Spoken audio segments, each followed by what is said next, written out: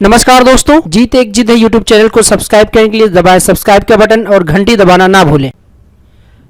नमस्कार दोस्तों, आपके अपने यूट्यूब चैनल जीत एक जिद में आपका स्वागत करता हूं। दोस्तों, मैं एक खास सीरीज लेके आया हूं, ज्ञान भंडार की सीरीज। और ज्ञान भंडार की सीरीज में हम आज भूगोल के प्रश्न देखेंगे, भूगोल के कुछ महत्वपूर्ण तथ्य देखेंगे जो अधिकतर परीक्षाओं में पूछे जाते हैं। दोस्तों, ये क्वेश्चन 100% रिपीट होते हैं, यानी परीक्षाओं में दोहराए जाते हैं। तो उम्मीद करूंगा दोस्तों ये सारे प्रश्न आप, ये सारे पॉइंट, सारे तथ्य आप लोग ध्यान से पढ़ेंगे।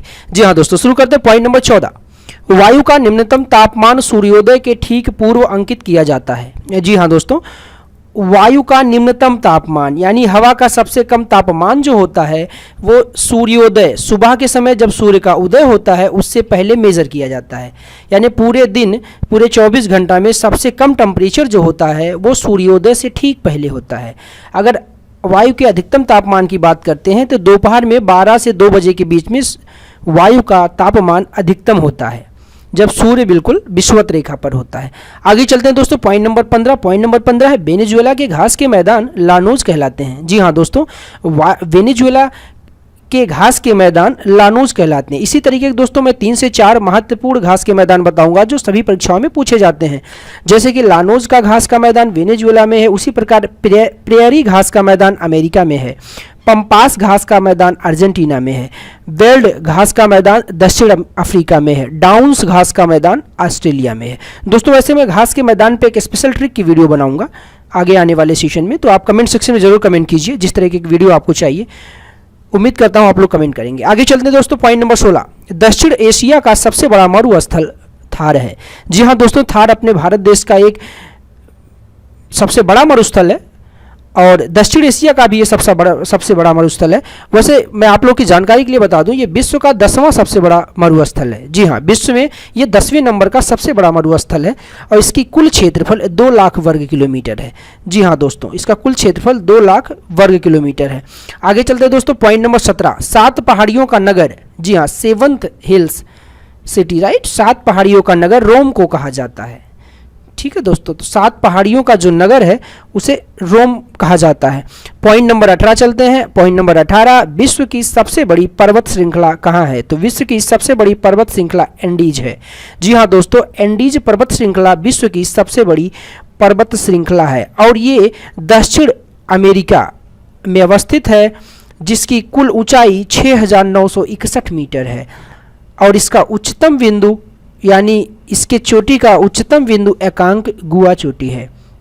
जी हाँ दोस्तों, और एंडीज के साथ साथ आप लोग रॉकीज का भी नाम सुनते होंगे, दोनों एक जुड़वा कह सकते हैं। एंडीज के साथ रॉकीज आता ही आता है। तो एंडीज दक्षिण अमेरिका में है और रॉकीज उत्तरी अमेरिका में है। ठीक है दोस्तों, इसका उच्चतम बिंदु माउंट मैकिनले है, मैकिनले।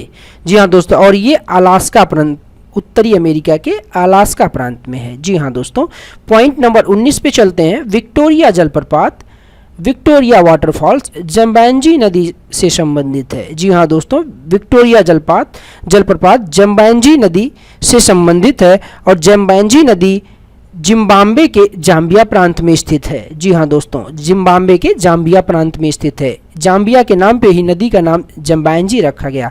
आगे चलते हैं दोस्तों, पॉइंट नंबर 20, पर्ल हार्बर संयुक्त राज्य अमेरिका यानी यूनाइटेड स्टेट ऑफ अमेरिका का नौसैनिक अड्डा है। जी हाँ दोस्तों, बात करते हैं हम लोग द्वितीय विश्व युद्ध की।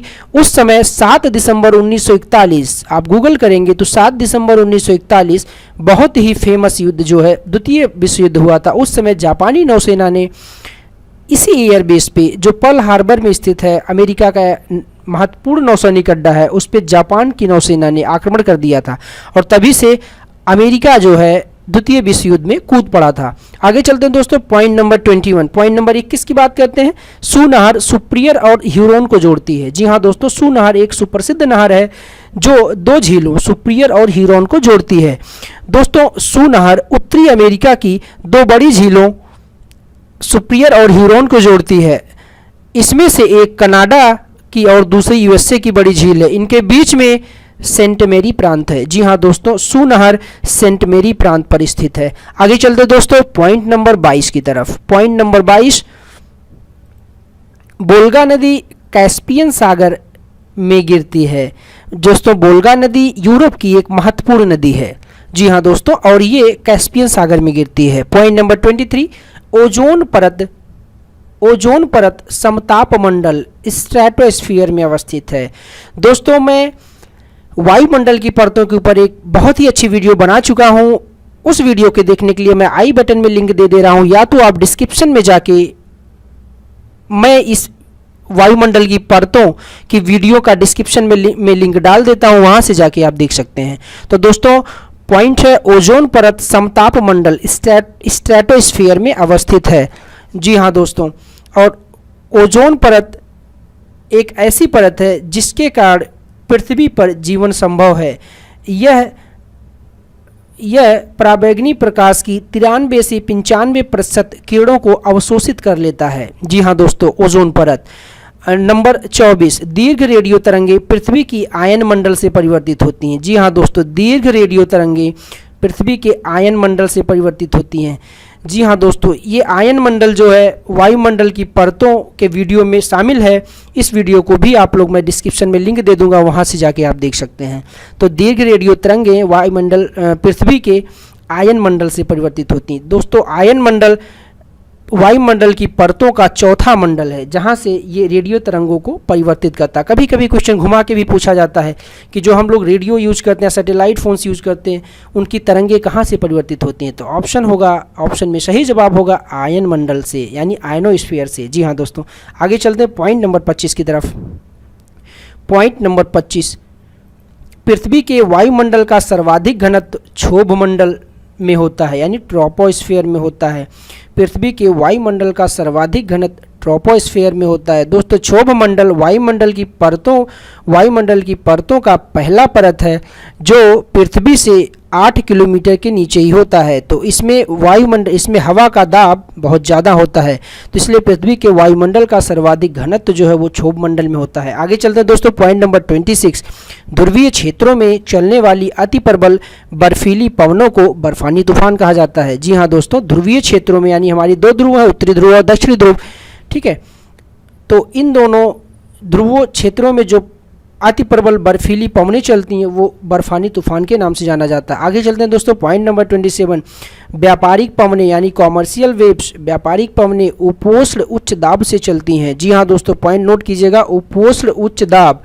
दोस्तों उपोष्ण उच्च दाब, दोस्तों उपोष्ण उच्च दाब को अश्व अक्षांश भी कहा जाता है। दोस्तों अत्यधिक वायु दाब के कारण जलयानों की गति मंद हो जाती है। कॉमर्शियल वेव्स के कारण जिस क्षेत्र में उपोष्ण उच्च दाब उत्पन्न हो जाता है, उस क्षेत्र में जितने भी जलयान जाते हैं उनकी गति मंद हो जाती है। पॉइंट नंबर 28, थल समीर और समुद्र समीर बनने का कारण संवहन है। जी हाँ दोस्तों, संवहन एक ऐसी प्रक्रिया है जो थल समीर और समुद्र समीर के बनने का कारण है। और संवहन दोस्तों बेसिक सा कॉन्सेप्ट है फिजिक्स का, उष्मा संचरण या स्थानांतरण की प्रक्रिया संवहन कहलाती है। एक माध्यम से दूसरे माध्यम में उष्मा का संचरण या स्थानांतरण की विधि संवहन कहलाती है। जी हाँ दोस्तों, वीडियो कैसी लगी, वीडियो को अंत तक देखने के लिए धन्यवाद दोस्तों। अगर वीडियो अच्छी लगी हो तो वीडियो को लाइक कीजिए, अगर कोई डाउट हो तो कमेंट सेक्शन में जाके कमेंट कीजिए, और मेरे YouTube चैनल जीत एक जिद है को सब्सक्राइब कीजिए और घंटी का बटन जरूर दबाइए दोस्तों। धन्यवाद दोस्तों, जय हिंद। जीत एक जिद है YouTube चैनल को सब्सक्राइब करने के लिए दबाएं सब्सक्राइब का बटन और घंटी दबाना ना भूलें।